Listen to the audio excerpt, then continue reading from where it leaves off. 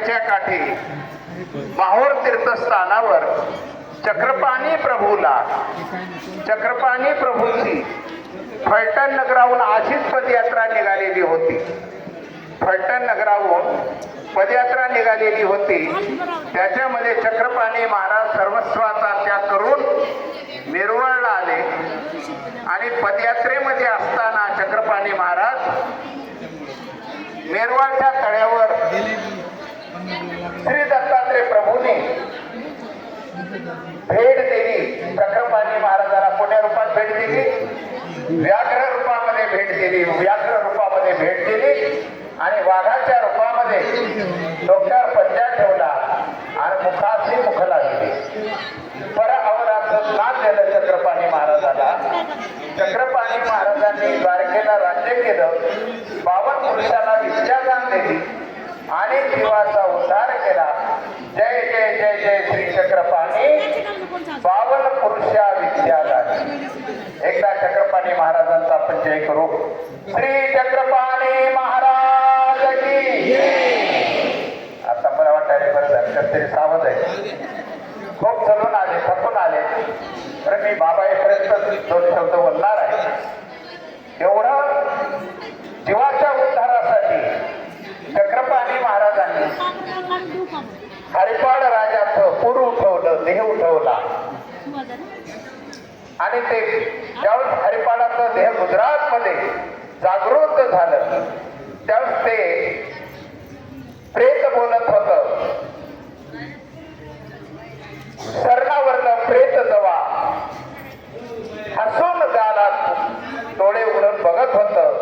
तुम्ही कारे मेलात असं जगणाऱ्याला पोचत होत, असं जगणाऱ्याला बोलत होत.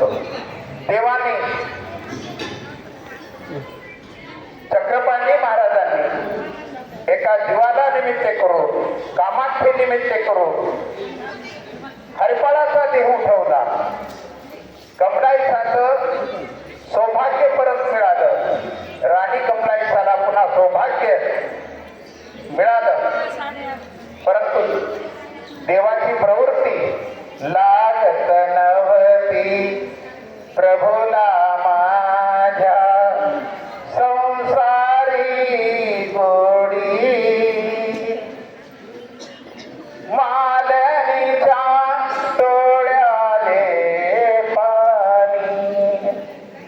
असा परमात्मा देऊरवाड्याहून श्रीप्रभूबाबांच्या भेटीला आले.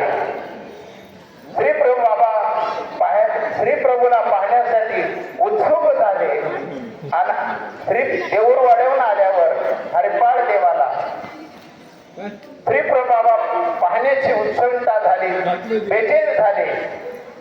त्यावेळेस श्रीप्रभूबाबा शेकुळकुर्ट्याच्या दुकानावर असताना हे मेली चक्रा होय म्हणे, चक्रधर होय म्हणे, श्री चक्रधर होय म्हणे, सर्वज्ञ श्री चक्रधर आपले स्वामी 11व्या शतकामध्ये हरताळ तळ्याला आले. हरताळ्यावर स्वामी एकांत पूर्वार्ध काळात, उत्तरार्ध काळात, दोन्ही काळाच्या सीमेवर स्वामी हरताळ्याला आले. सोबत काही भक्तिजन होते, नाथोबा होते. सगळ्या भक्तिजनांनी भिक्षा मागितली.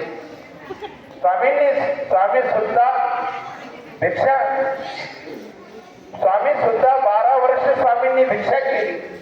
स्वामी हरताळ्यावर आले. भक्तिजनांनी भिक्षा मागून स्वामीला सगळ्यांनी भिक्षेचं अन्न जमा करून हे हरताळ्याला पायऱ्या उतरून जे तुम्ही स्थान नमस्कार केलं तिथं स्वामींनी मध्यान काळी भक्तिजनांनी देवाचा मध्यान काळचा पूजावसर झाला. आणि पूजा अवसर झाल्यानंतर त्या ठिकाणी भक्तिजनांनी आणलेली भिक्षा स्वामींनी तिथं भोजन केलं. सर्व जीवाला अन्नदानाचं महत्व त्या ठिकाणी लाभलं. भक्तिजनांनी भोजन केलं. भोजन केल्यानंतर दुपारचा पूजावसर झाला. स्वामींचं भोजन झालं आणि साधन जाता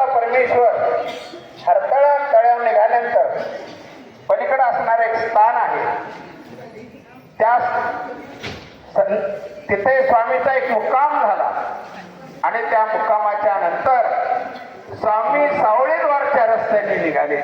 सावळेद्वारच्या रस्त्याने निघाले. प्रभू सावळेद्वारच्या रस्त्याने जात असताना अचानक असा सातपुड्या पर्वत, या ठिकाणी असणारा हा सातपुड्या पर्वत आहे. हरताळ तळ्याने निघाल्यावर त्या पर्वतावरून भयंकर अशी एक मोठी घटना घडली. त्या जंगलातून, त्या पर्वतातून वेडापिसा झालेला वाघ, पिसाळलेला वाघ, स्वामींची पदयात्रा निघालेली होती. स्वामी समोर होते.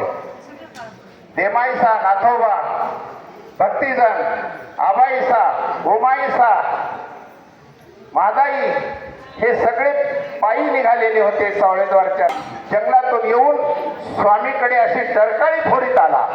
टरकाळी फोडीत आल्याबरोबर बाईसा घाबरल्या, भक्तिजन घाबरून गेले. तरी देव म्हणतात, बाई हा काही आपल्याला तुम्हाला कोणाला उपद्रव करणारा नाही. तो वाघ स्वामींच्या जवळ आला, स्वामीला नमस्कार केला आणि तो स्वामीच्या सोबत चालू लागला. स्वामीच्या सोबत निघताना सावळेद्वारच्या जवळजवळ स्वामी येत होते. म्हणून स्वामी म्हणतात, बाई हा आम्ही सोबत असल्यामुळं कोणालाही काही त्रास देणार नाही, कारण हा खूप मोठा भाग्यवान आहे. अनंत जन्म फिरून आला, भोगून आला, अनेक जन्म ह्याने भोगले. सर्पाचा जन्म, देवतेच्या श्रापामुळे हा सर्पाच्या जन्मात गेला. सर्पाच्या जन्मातून याला पशुचा जन्म, हिंसक प्राण्याचा जन्म मिळाला, म्हणजे तो वाघाचा जन्म मिळाला. आणि असा त्या भाग्यवान प्राण्याला असा हेतू होता की याला ईश्वराची भेट झाल्याशिवाय त्याची मुक्तता होणार नाही. परंतु स्वामी भक्तजनाला म्हणतात, बाई हे महात्मे पहा. स्वामींचे देव भक्तजन म्हणतात, दीदी हा हिंसक प्राणी आहे, हा वाघ आहे आणि ह्याला तुम्ही महात्मा म्हणता. देव म्हणले, तो आमच्या सन्निधानी असल्यामुळं तो महान आत्मा म्हणजे महात्माच आहे. रस्त्याने स्वामींची सुद्धा पदयात्रा सावळेद्वारकडे चलत होती. सावळेद्वारच्या रस्त्याने स्वामी जात होते आणि हरताळ्यावर निघाल्यावर पुन्हा स्वामींनी एक असा प्रसंग दाखवला भक्तिजनाला. भक्तिजन हो, तुमच्याजवळ असणारे जे गठुडे आहेत, वजे सोबत पदयात्रेला, प्रत्येकाजवळ इडावसराचं काहीतरी राहतेच की नाही, कॅरी बॅग किंवा गठुडं काहीतरी, बाकीचे ते टेम्पोत राहतात. परंतु जे विडावसराचे काही गठुडे भक्तिजनाला स्वामी म्हणतात, या महात्म्याच्या पाठीवर टाका.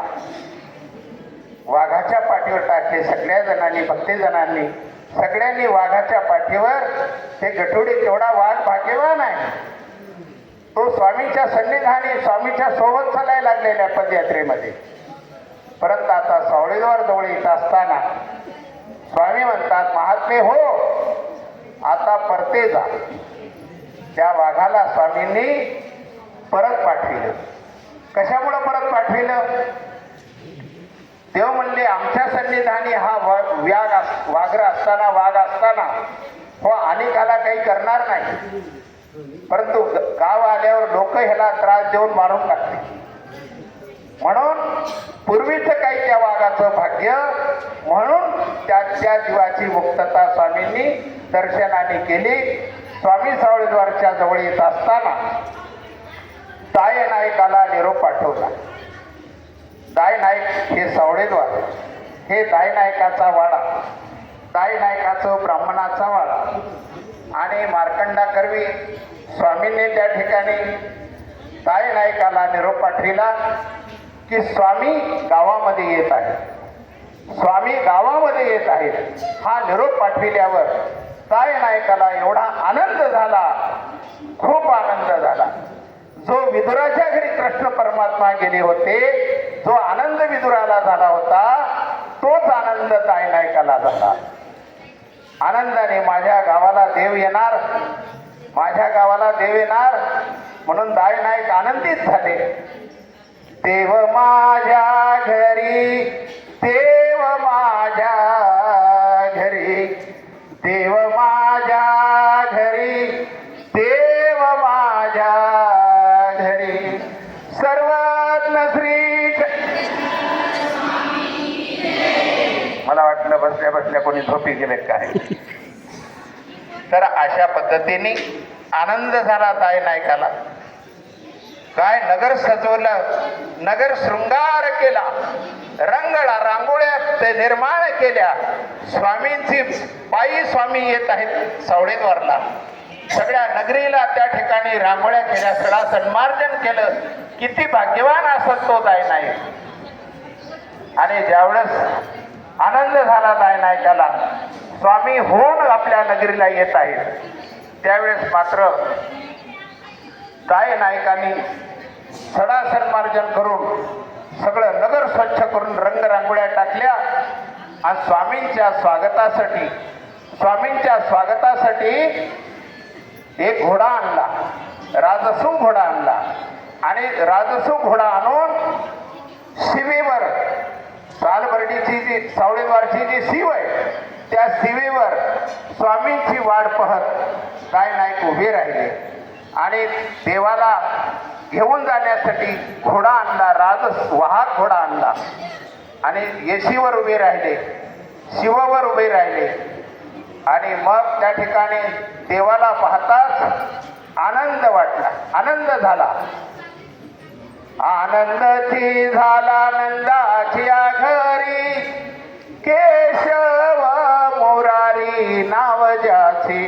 जसा नंदाला आनंद झाला देवाला परमेश्वराला पाहताच द्वापारयुगीचा श्रीकृष्ण पाहिला, तसं ताई नायकाला स्वामीला पाहताच एवढा आनंद झाला. जी स्वामी जगन्नाथा, तुम्ही या घोड्यावर आरोहण करावं, घोड्यावर आरोहण करा. हे आपल्यासाठी मी घोडा आणलेला आहे. तुम्हाला मी नगरीमध्ये वाजत गाजत मी घेऊन जाईल. पण स्वामींनी मान काय दिला ताई नायकाला. ताई नायकांनी घोडा आणल्यामुळं स्वामींनी त्या घोड्याच्या पाठीवर हात ठेवला. स्वामींनी त्या घोड्याच्या पाठीवर हात ठेवला. हात ठेवल्यावर त्याच्यामध्ये एक उमाईसा नावाची, आबाईसा नावाची एक पदयात्रेमध्ये चालणारी, देवाच्या सोबत सोबत चालणारी एक म्हातारी होती. तिला चालता येत नव्हतं, जरा स्थूळ अंगाची होती बर का. पदयात्रेमध्ये म्हणून नाही, पहिली स्थूळ होती ती. तर अशा पद्धतीनं ती देव म्हणतात, बाई तुम्ही ह्या घोड्यावर बसा. ती म्हणते, स्वामी जगन्नाथा, तुम्ही माझ्या समोर असल्यावर मी कशी काय तुमच्या समोर घोड्यावर बसणार. म्हणून ज्या घोड्यावर स्वामींनी हात ठेवला होता त्या आबाईसाने सुद्धा तो त्या घोड्यावर हात ठेवला.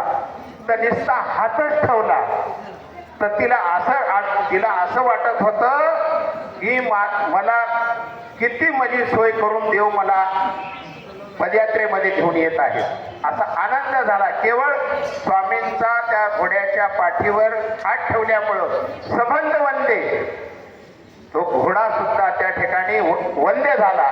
आणि त्या ठिकाणी त्या भक्तबाईला आनंद निर्माण झाला. अशा पद्धतीने स्वागत केलं. तर त्यावेळेस हात ठेवल्यावर स्वामी म्हणतात, बाई तुम्हाला तर आम्ही घोड्यावर बसा म्हणलो, पण तुम्ही नुसता हात ठेवला. तर ज्यावेळेस आम्ही श्रीकृष्ण महाराज होतो द्वापारयुगामध्ये, ज्यावेळेस द्वापारयुगामध्ये आम्ही श्रीकृष्ण महाराज होतो, ज्यावेळेस कुबेर राजाच्या दरबारामध्ये आम्हाला सुद्धा त्या ठिकाणी राजसो घोडा आणला होता. तर त्यावेळेस आम्ही उद्धवाला म्हणलं, उद्धव देवाला म्हणलं की तुम्ही उद्धव देव या राजवैभवामध्ये, उद्धव देव तुम्ही ह्या घोड्यावर बसा. तेव्हा श्रीकृष्ण महाराजांचा हा घोडा त्यावेळेस उद्धवाने सुद्धा असाच हात ठेवला होता जे आता या आबाईसाने ठेवला. म्हणजे जे आपले द्वापारी श्रीकृष्ण चक्रवर्ती तेच आपले सर्वज्ञ गोसावी स्वामी हे सावळेद्वारला स्वामींनी ही लीळा सांगितली. स्वामींचं 20 दिवस वास्तव्य राहिलं.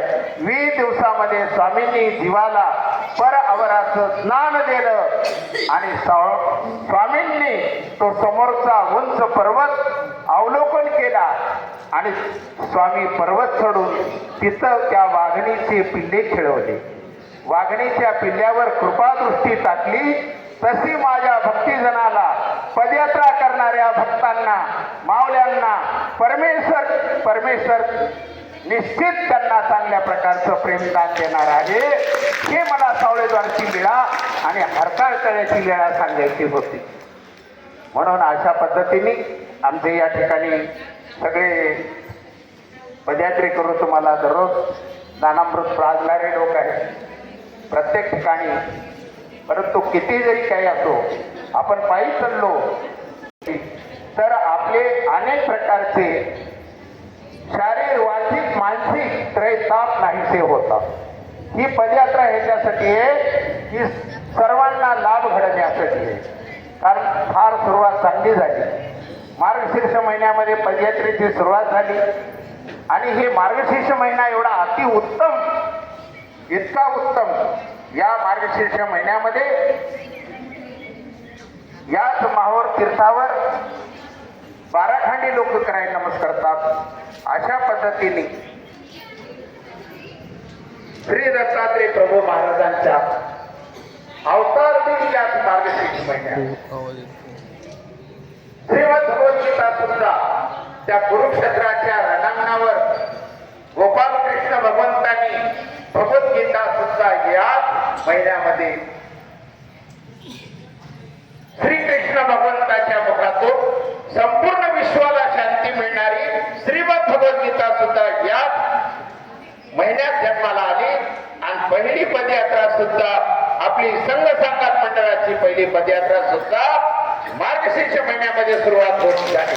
केवढी आनंदाची गोष्ट आहे. केवढा हा मार्गशीर्ष महिना. माहूर डोंगरी माझा देव बसला, माहूर डोंगरी माझा देव बसला, पहाटे 4 वाजेला नामाचा गजर माहूरला, पहाटे 4 वाजेला नामाचा गजर माहूरला. भिक्षा मागतो हो देव भिक्षा मागतो, भिक्षा मागतो देव भिक्षा मागतो, भिक्षा मागतो हो देव भिक्षा मागतो. पायी चालतो पायी चालतो देव माझा पायी चालतो, पायी चालतो हो देव पायी चालतो. स्वामीने 11व्या शतकामध्ये पायी भ्रमण केले या महाराष्ट्रामध्ये. म्हणून आमची ही संघ सांगत मंडळ तुम्हाला पायी चालवून तुमच्या अनेक पापांचा नाश करून कर्माचा नाश करून त्रयतापाचा नाश करण्यासाठी ही पदयात्रा म्हणजे ही संघ सांगत मंडळाची पदयात्रा. बंधनो, आपल्या परभणी जिल्हा भारतात जर्मनी आणि महाराष्ट्रात परभणी प्रसिद्ध आहे बरं का. पैशानं म्हणणं का अशा पद्धतीने ही परभणी जिल्ह्याची पदयात्रा खरी पदयात्रा सुरुवात केली या साधू संतांनी. हो बा अच्छा तर तिन्ही जिल्हा मिळून आहे का. अच्छा पण खरी सुरुवात तिथूनच झाली ना. पुन्हा नंतर हे 3 जिल्हे झाले तर अशा प्रकारचं नांदेड जिल्हा आहे, हिंगोली जिल्हा आहे. पण पहिली आपल्यामध्ये सर्वज्ञ प्रतिष्ठान ही पदयात्रा सुरुवात केली. कारण देवच आपले पाय फिरले, देव भक्तासाठी पाय फिरले. अशा पद्धतीने देव पाय फिरले म्हणून पहिली पदयात्रा जुनी 2001 ला खरोखर सुरुवात झाली. येवलेचे रोप येवलेचे रोप लाविले लाई त्याचा वेणू गेला मोक्षावरी पेठ पिंपळगाव ते राहे. खरी पहिली पदयात्राची सुरुवात झाली. तर ती पहिली पदयात्राची सुरुवात झाली म्हणून तुम्हा सर्व वाचनिकांना माता भगिनींना लाभ घडतो. पहिली पदयात्रा असा देव असा धर्म पुन्हा मिळणार नाही. म्हणून खरी आपल्यामध्ये एकच पदयात्रा होती आणि त्या पदयात्रा एकच होती म्हणून ही सुरुवातीची पहिली पदयात्रा आहे. तुम्ही सर्वांनी मिळून या पदयात्रेमध्ये दुसऱ्या 4 जरी झाल्या पदयात्रा तर 4कडे बघायचं नाही, पण पहिली पदयात्रा ही आहे. गोपाल कृष्ण बाकीकडे लक्ष द्यायचं नाही. आपल्याला ज्यांनी आपल्याला माझ्या माहीम भट्टाला रिद्धपूरला आल्यावर श्रीप्रभू बाबा सापडत नव्हते. स्वामींची आज्ञा घेतली वेरूळला. स्वामींची आज्ञा घेऊन माहीमभट्ट जेव्हा रुद्रपूरला आले, रुद्रपूरला आल्यानंतर श्रीप्रभू बाबा दिसत नव्हते. श्रीप्रभू बाबा कुठं भेटतील माहीमभट्टाला उत्सुकता झाली. श्रीप्रभू बाबा कुठं भेटतील मग करायचं होतं त्यांना. श्रीप्रभू बाबा कुठं भेटतील अशी उत्कंठा निर्माण झाली माहीमभट्टाला. रिद्धपुरामध्ये प्रवेश करतात. नमस्कारी तिवसा काटसूर त्या क्रमाने माहीमभट्ट आले. आणि श्रीप्रभू बाबा दिसत नव्हते. बेचैन झाले. राजवन हाट होता, सोन हाट होता, तान गल्ली होती, मांग गल्ली होती, बाजारपेठ होती. त्यावेळेस ती नगरीच होती कारण त्यावेळेस रिद्धपूर आटपाट भरलेलं शहर होतं. श्रीप्रभू बाबा रिद्धपुरात राज्य करत होते. त्यावेळेस ती नगरी केवढी भाग्यवान होती. आताही श्रीप्रभू बाबाचा रहिवास रिद्धपुरातच आहे, रिद्धपूर परिसरामध्ये आहे. कारण श्रीप्रभू बाबा दिसत नव्हते. माहीमभट्ट बेचैन झाले. समोर एक मातंग उभे होते आणि माहीमभट्टांनी मातंगाला विचारलं, दीदी आमचे राऊळ कवणी ठाई असती. तर त्या राऊळांनी फक्त श्रीप्रभू बाबा बोटाने दाखविले. रांजवन हाटावर श्रीप्रभू बाबा नुसते बोटाने दाखविले. हे श्रीप्रभू बाबा, हे ईश्वर अवतार, हे पूर्ण परब्रह्म परमेश्वर, हे परमेश्वरपूर. माहीमभट्टाला नुसतं मातंगाने श्रीप्रभू बाबा दाखविले. एवढे मोठे थोर विद्वान ब्राह्मण त्यांनी जाऊन मातंगाच्या पायाजवळ जाऊन पहिला नमस्कार मातंगाला केला. तसं या गुरुजनांनी तुम्हाला ही पदयात्रा घडविली. खरोखर या संतांचे तुमच्यावर उपकार आहे. काय सांगू तया संतांचे उपकार, माझा निरंतर जागवी. 365 दिवसात तुमच्या प्रपंचात जातात. इतके काबाड कष्ट करतो आपण. म्हणून अशा प्रकारचं त्याच्यातून तुम्हाला अन्नदान घडते, तीर्थयात्रा घडते, पदयात्रा घडते. तुम्हाला अशा प्रकारचं म्हणून साधनदाता परमेश्वर तुमच्याकडून ही सर्व क्रिया घडून घेतात. 365 दिवसातून हे 10 दिवस पदयात्रेचे तुमच्या आयुष्याचं जन्मांतरीचं सारखी करणारी ही पदयात्रा आहे. तया नमन माझे गुरुपदा, जेने दाखविला आनंद कंदा, तो उपकार न फिटे मज कदा, देवा परमानंदा तोच फिट. म्हणून संत सांगतात, काय सांगू तया संतांचे उपकार, मज निरंतर जागविती. म्हणून आमचे पहिले संत होऊन गेले. वर्धनस्थ आमचे बिडकर बाबा, जयकर्ण बाबा, महाराष्ट्र अधिकरण शौलीकर बाबा, पंथाचा फडकतो ध्वज धन्य गुरु राज, शौलीकर बाबा जगी प्रख्यात, जसे श्री नागदेव साक्षात, तयांचे कीर्ती त्रय लोक्यात. आज सांगायचं म्हणजे आपली पदयात्रा सुंदर सुंदर चांगल्या प्रकारची देवपूजा वंदन संस्थान, मोठे मोठे मठ संस्थान आहे. काय ती वाघोद्याची देवपूजा, वा वा, किती मठाची देवपूजा केली तुम्ही, हात करून सांगा. छान. सर्वांना श्री चक्रधर घडविले तुम्हाला या बाबा लोकांनी. खरोखर तांदळवाडी किती छान. जुने बिडकर बाबांचे अभिषेक झालेली तांदळवाडी, वर्धनस्थ बाबांची, भोजने बाबांची झालेली पोथी झालेली. अरे या सावधा नगरीला माझ्या भोजने बाबाची 1.5 महिना दृष्टांत स्थळ होतं. इथं एकाच महाजन पाटलानं 1.5 महिना आपल्या शेतामध्ये पोथी लावली होती. खरोखर हे भाग्यवान लोक आहेत सावधा ही नगरी. आणि या ठिकाणी जुना मठ आहे. सावधा म्हणजे फार जुना मठ आहे. माझ्या गुरुआईनं मला ह्या गुरुकुलात ठेवलं. माझ्या गुरुआईनं सुद्धा, माऊलीनं मला या गुरुकुलामध्ये फैजपूरला संस्कृत महाविद्यालय, तुम्हाला तिथं सुद्धा देवपूजा मिळणार आहे. संस्कृत इथून जवळच आहे, पालम पिंपळगाव सर. फैजपूर म्हणजे इथून जवळच आहे. पहिले टांगे होते ह्या गावाला, पण आता भरपूर सोयी झाल्या. तर ते संस्कृत महाविद्यालय, महानुभाव पंथाचं संस्कृत महाविद्यालय गव्हर्नमेंटचं मान्यता आहे. आणि गव्हर्नमेंट मोठे मोठे सांगलीचे बाबा या गुरुकुलचे प्राचार्य, अध्यक्ष आमचे आराध्य मुरलीधर बाबा,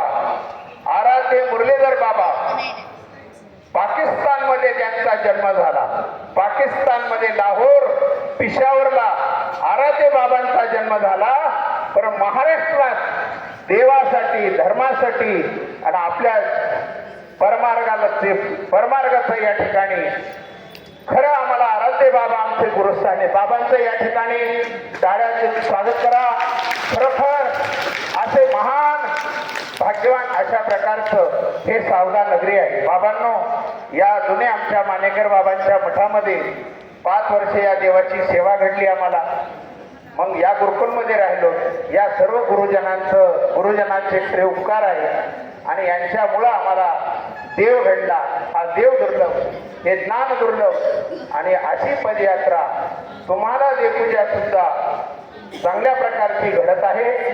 चांगल्या प्रकारचं तुम्ही एकच सांगायचंय, किती जरी पदयात्रा झाल्या पण संघ सांगात मंडळाच्या सर्व नामधारक सगळ्यांना एकच जाता मी सांगून जातो, प्रत्येकाने पुढच्या वर्षी का होईना, दरवर्षी का होईना, प्रत्येकाने आपण आपल्या सोबत, बरं का मावल्या हो, भक्तिजन हो, प्रत्येकाने आपल्या सोबत 4-4 माणसं वाढून आणायची. टाळी वाजवा.